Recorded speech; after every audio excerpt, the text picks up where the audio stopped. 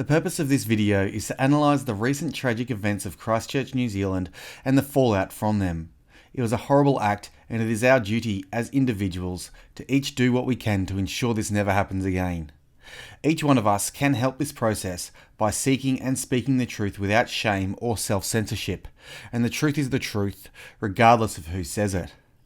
Even the Communist Manifesto, a book that's caused more human suffering than any other, contains the truth that inequality is an issue we need to address.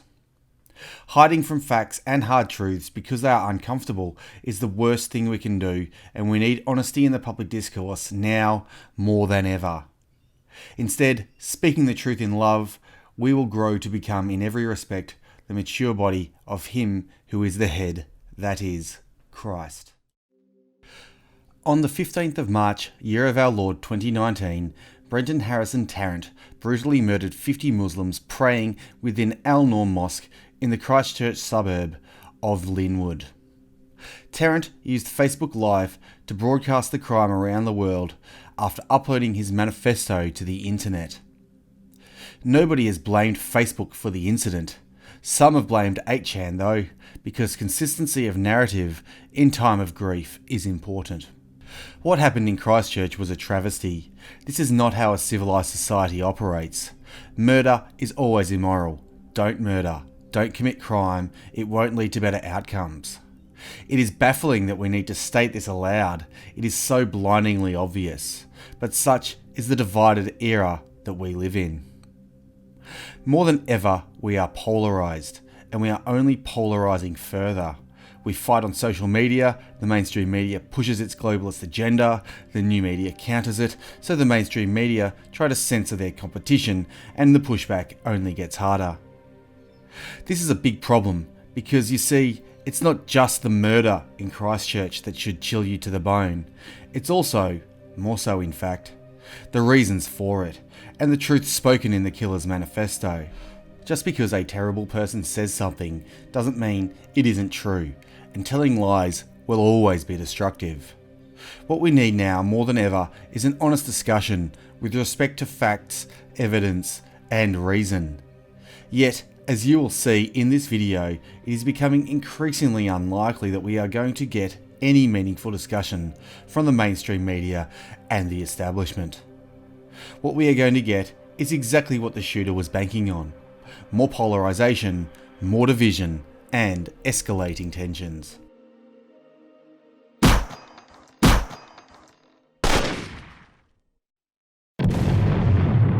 Before we continue, for some amazing karma, please check out Subscribestar, where for as little as $5 a month you can support my work and help save Western civilization. We need to start by looking into the motivations behind this act. If we find out the why, it becomes far easier to prevent similar actions in the future. In his manifesto, the killer himself listed a large number of objectives.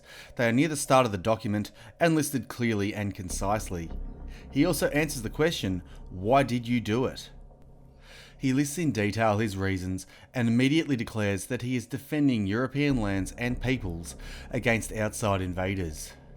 His reasons also include revenge, political agitation, and to polarise and divide the world.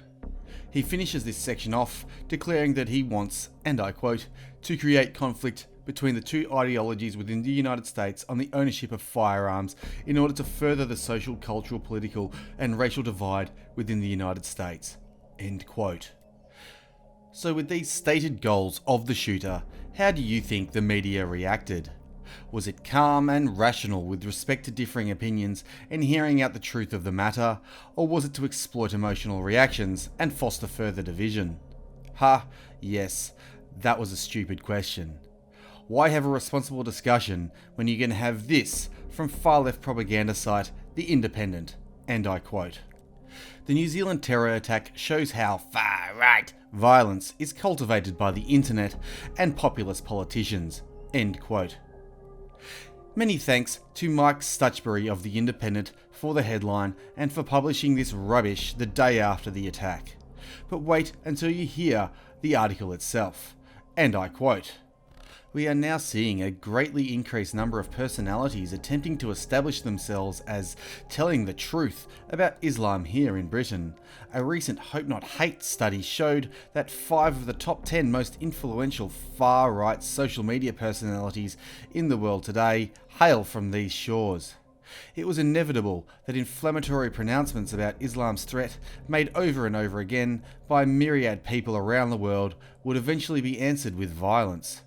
Pundits reaching for their smartphone today would be wise to remember that. End quote. So according to Mr. Stutchberry, simply talking honestly about Islam makes people dislike it. The irony is clearly lost on him. It's also amusing that he refers to well-known far-left activist organisation Hope Not Hate.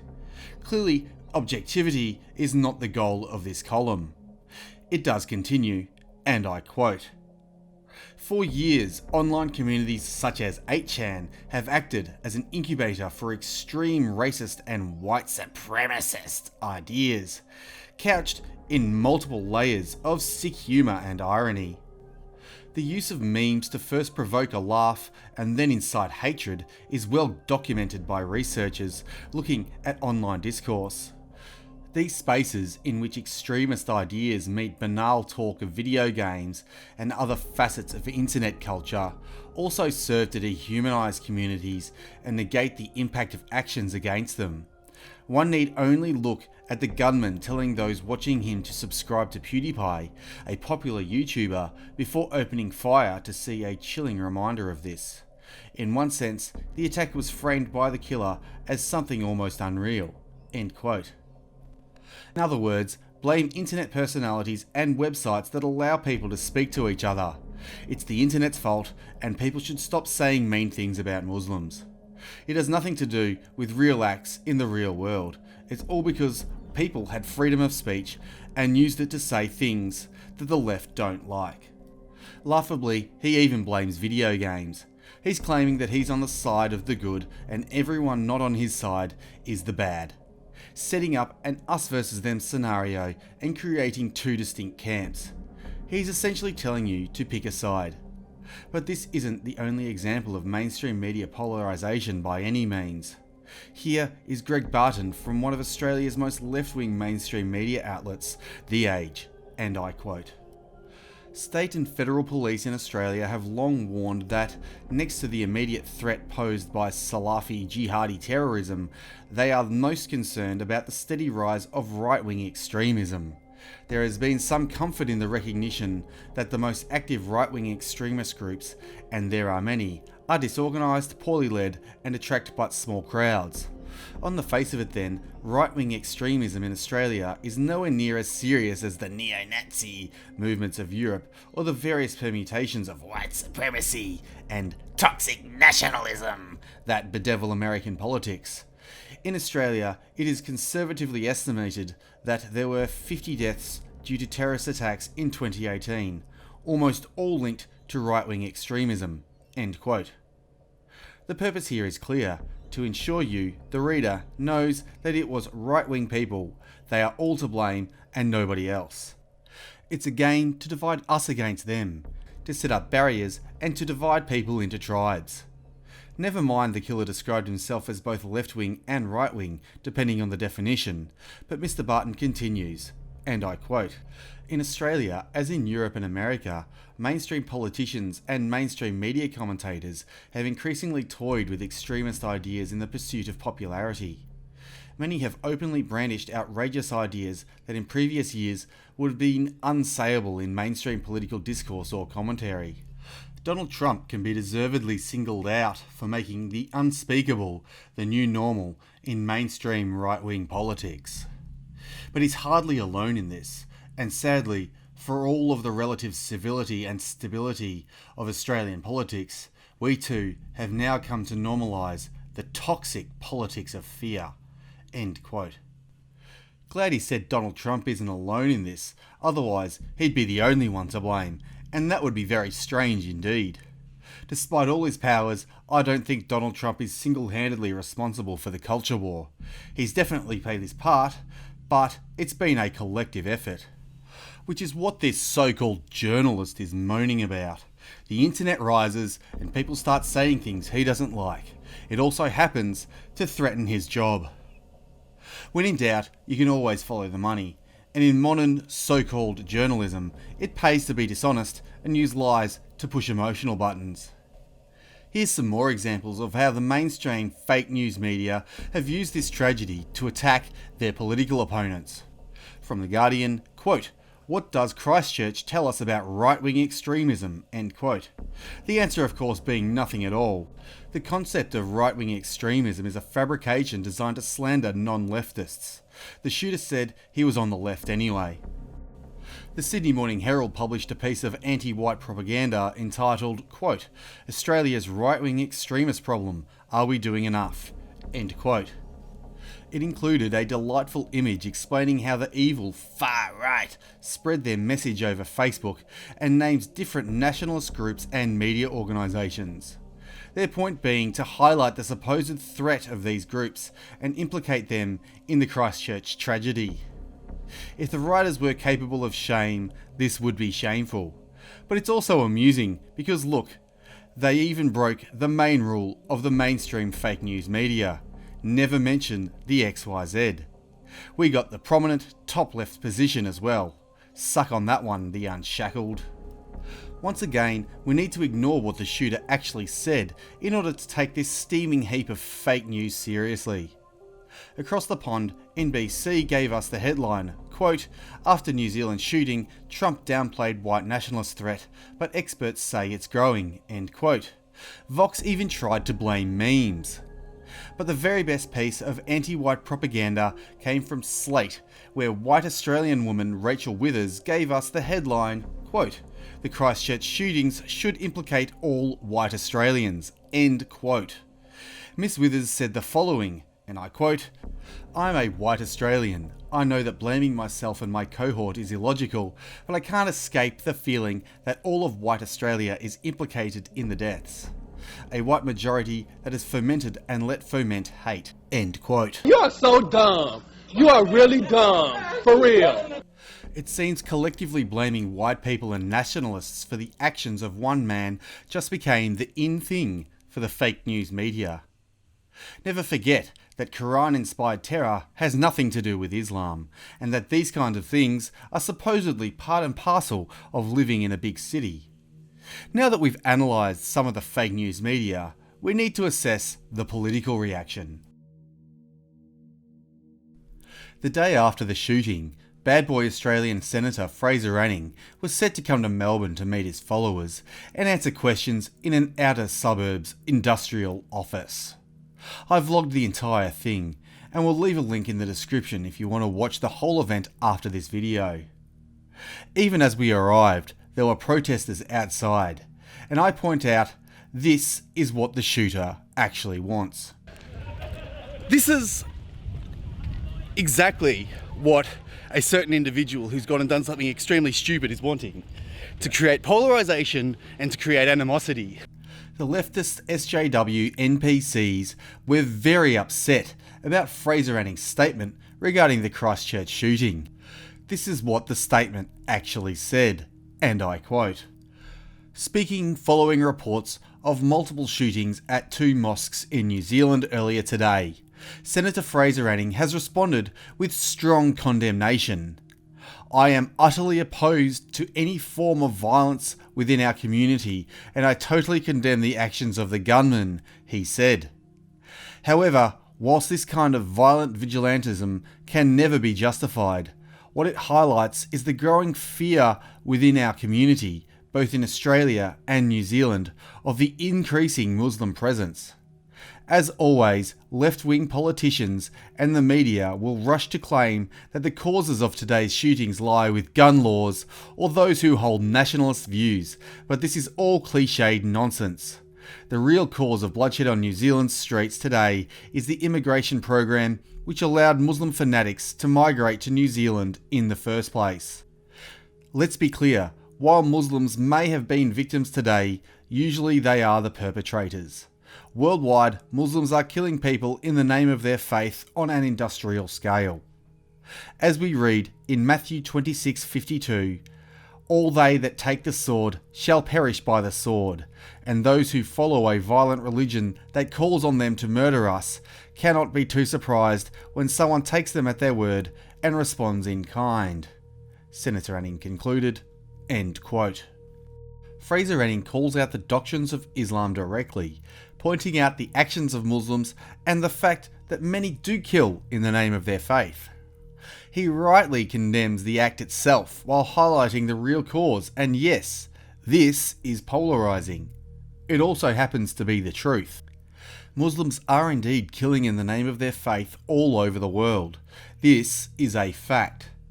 In the last 30 days, at the time of writing this, there have been 106 Islamic attacks in 21 countries, in which 707 people were killed and 745 were injured. Since 2001, Europe has been plagued with Islamic terror attacks, including 201 dead and 1,841 injured in a coordinated bomb attack at a Madrid train station. We also can't forget the 344 dead and 600 injured in a militant attack in Beslan, Russia, mostly children running for safety. And of course, we can't forget Nice, France, where a man ran over Bastille Day revellers, killing 86 and injuring 202, including many children. And these are far from the only examples. So Fraser Anning is not lying when he highlights not only the fact of Quran-inspired violence, but the fact that Europeans are victims of it. Unfortunately, in times of universal deceit, telling the truth becomes a revolutionary act, and as such, his truthful comments resulted in more polarisation. It didn't take the ruling class long to circle and jump on a chance to score cheap political points by denouncing Anning's statement. From The Australian, and I quote, "Senator Anning is facing a parliamentary censure over remarks he made linking Muslim immigration with violence in the wake of the Christchurch terror attacks on Friday. Prime Minister Scott Morrison today condemned the comments, saying they were appalling and they're ugly and they have no place in Australia. Mr Morrison announced the government would censure the Queensland Independent after he and Foreign Minister Maurice Payne joined the congregation at Lakemba Mosque for prayers on Saturday." End quote. For those who don't know what a censure motion is, it's essentially just the government telling Anning to get in the naughty corner. In other words, "He's not the Messiah, he's a very naughty boy." And this is Fraser's response. What are your thoughts on the Parliament? No, I hope it's not too painful. What's Mr Morrison going to give me a flogging with his lace hanky or something like that, is it? I'm not sure. Not wanting to miss the feeding frenzy, the Greens decided to call for Anning's removal from Parliament. From Channel 9 News, and I quote, "The Greens will consider pushing for law changes to expel Independent Senator Fraser Anning, who has been branded a disgrace for blaming the Islamic community for the Christchurch mosque massacre. The federal government and Labor will move a censure motion condemning the Queensland Senator's comments when Parliament resumes next month. But Greens leader Richard Di Natale wants the Parliament to do more." End quote. Since when was it acceptable to call for someone to be booted from their parliamentary seat because they say things the establishment doesn't like? Should we kick out Sarah Hanson-Young for holding disgusting opinions and saying things like this? I think women around this country are sick and tired of being made to feel responsible for the fact that men cannot control themselves and deal with their own issues. It is not women's fault that men behave like morons and like pigs. It is time that these people are held to account and we call out this type of behaviour. Absolutely. This latest totalitarian attempt to remove a sitting senator for wrongthink came along with a Change.org poll that received more than 1 million signatures. Likely mostly foreigners, but still 1 million people. Proving once again that petitions don't really mean anything. Fraser had this to say about it. No, everyone's entitled to their opinion. 1 million people from Australia. I'm not sure they're all from Australia, but yes, 1 million people have signed the petition. However, quite a lot of people have told us they're happy for me to stay where I'm at. How many people have told you that? Lots and lots. So 1 million have signed, but how many have told you? Oh. Is there a number? I have no idea what the number is. Quite a lot. So if 99.9% of the majority of the population are saying they want you out, and you're saying some people are saying you should stay in. I'll let them decide at the ballot box. That's a fair place to do it. If they don't want me there, then they're happy. They can vote me out if they like. And yes, there's still more. Ultra far left anti-white propaganda rag The Guardian had to get in on the dog pile because that's just what they do. This is from a column by Amy Ramikis discussing how great it is that Anning will soon be no longer in Parliament, and I quote, "When Anning delivered his final solution speech to Parliament on the 14th of the 8th month, his defenders, of whom there were many, included his one-time party leader Bob Katter, dismissed any criticisms as overreactions. 2 months later, government senators voted in favour of a One Nation motion declaring it was okay to be white, a white supremacist slogan that made its way from troll chat rooms to the floor of Australia's Senate." End quote. Someone should tell her that calling someone a white supremacist is actually an anti-white racial slur, as is claiming that it's okay to be white is anything more than just that. Also, slandering and attacking people you don't like just isn't an argument. It's not an argument. It's not an argument. She manages to get one thing right though, albeit by accident, and I quote, "As long as there are those willing to blur lines for political gain, there will always be another Anning, waiting to push increasingly normalised discourse to its limit, before even those who laid out the path are forced to condemn it. Anning isn't an anomaly anymore. The next one won't be either." End quote. This is correct. Fraser Anning speaks for a large number of Australians, and the number is growing by the day. Meanwhile, the left continue to blur the lines of political discourse for political gain. Not to mention the constant attacks and slander against anyone who dares express opinions they disagree with. As an example, the day after Fraser Anning's statement, a foolish kid decided to hit Fraser in the back of the head with an egg. This may or may not have been a setup by the fake news media, but he did get a slap for his trouble. Foolish leftists instantly condoned the assault and branded the kid a hero, ignoring the fact that he assaulted an Australian senator while his back was turned. Strange how they didn't react the same way when someone threw an egg at former far-left Prime Minister Julia Gillard. In that instance, the thrower got a large fine and unanimous condemnation. This proves, once again, that the left care only about power for their own side and absolutely nothing else. But I digress. If you aren't extremely worried by now, you haven't been paying attention, or you're a hothead. Regardless, you need to listen because this is important. One section of the manifesto needs special attention because it highlights just how bad the reaction of our so-called leaders and their mainstream media propaganda arm has been in the face of this tragedy. The shooter states very clearly that his goal is to get the political enemies of his people to overextend themselves in their reaction and force a backlash from the community. So what did the establishment do mere days after the event? Other than to tell Fraser Anning to stop telling the truth, of course. Well, New Zealand's Prime Minister Jacinda Ardern immediately called for gun control. This is exactly what the shooter wanted, and the establishment just did it. He mentions this several times throughout the manifesto. He wants US gun owners to defend their rights and calls New Zealand's gun owners a miserable bunch of baby boomers and says their loss of gun rights was inevitable as they have long since given up the fight. In Australia, so-called Conservative Prime Minister Scott Morrison called for G20 countries to censor the internet even more, proving once again that boomers don't understand the internet. Nor do they understand human nature for that matter, but that's another issue. The same so-called Conservative government quickly banned Milo Yiannopoulos after granting his visa a week or so earlier after a major backlash. They banned him again because he pointed out a certain inconvenient fact. Full source list in the description to find out what it was.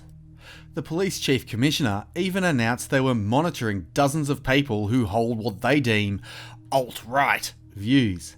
Hey there boys and girls I guess. Whatever happened to #NotAll? Does this not apply to people who hold views the state doesn't like?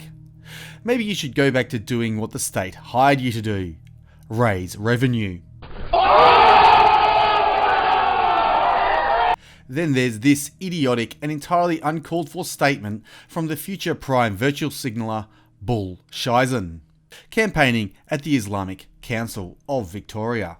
Let me be clear, not all right-wing extremist hate speech ends in violence, but all right-wing extremist violence started in hate speech. As is usual with statements such as this, he leaves out the definition of hate speech, but it's safe to say what he really means is speech that he hates. Right when Australia needs a uniting figure to lead us, we are going to get one of the most divisive and worst Prime Ministers imaginable. So what are the lessons in all this? Overall, the ruling class reaction plays right into the hands of the sick individual who carried out the unnecessary and immoral attack. If it's conscious, it's sickeningly evil, but they really could be this stupid and lacking in foresight. That would at least answer a lot of questions. What we need more than ever right now is an open and honest discussion about the issues. It needs to happen with respect to genuine freedom of speech. That means no shouting people down for having opinions you don't like, no trying to silence and slander people, just open, honest discussion and debate. We need to address the fact that white Europeans are indeed becoming minorities in our own countries, and that this ethnic replacement is deliberate and evil. It is indeed okay to be white, as it is okay to be brown, black, yellow, or any other race. We are who we are, and we are all human beings. We have to work through this mess with respect to the facts and to encourage discourse. This is what we so desperately need, but it is also what the ruling class establishment so desperately want to prevent, and that alone should frighten you beyond all measure. It is not power that corrupts, but fear. Fear of losing power corrupts those who wield it, and fear of the scourge of power corrupts those who are subject to it. At a time when we desperately need unity, calm, discussion, and for cooled heads to prevail, those in charge are giving us the exact opposite. The truth is, whether it was deliberate or not, the ruling class, those in government, the media, large corporations, and academia, are the ones that created this mess. In order for them to fix the problems, they would first need to admit to them. Given this would take true courage and bravery, the chance of it ever happening are essentially zero. But who knows? We desperately need to remember and to understand the fact that censorship only causes people to become more radical in their views and ultimately creates violence. For now, we still have Fraser Anning in Parliament willing to stand up for the truth and for the white European community. God help us if that representation is lost, but watch as the establishment continue to slander and defame him at every opportunity while calling for more censorship, not just of Anning, but of everyone. He simply must remain in Parliament, and it's up to true patriots and those who want a peaceful, civil society to help him achieve this. Thankfully, Samuel L. Jackson has some sound advice for us all. On to your butts. Indeed. I hope you enjoyed the video.